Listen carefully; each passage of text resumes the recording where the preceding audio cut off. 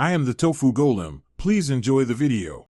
You start by clearing the area and gathering tools: a flat screwdriver, Phillips, small pin or hex key, flashlight, and a tray. First action: locate the small hole or set screw on the knob edge and shine a light to see orientation. Insert the pin straight in or loosen the set screw. Do this because the privacy mechanism traps the spindle. Once the retaining piece is released, pull the knob straight out toward you. Make sure to support the latch assembly to avoid dropping internal parts. Once the knob's separate, remove the rose or escutcheon screws and gently pry the trim plate off the door. Do this slowly to expose springs and bushings so nothing springs away.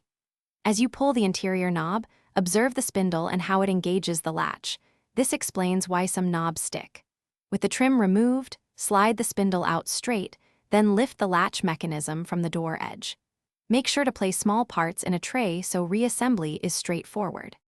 Now you remove the latch faceplate screws and pull the latch body free.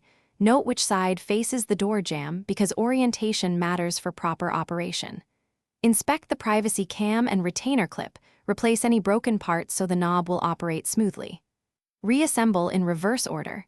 Insert latch, slide spindle, fit knobs, tighten screws, and test the privacy function.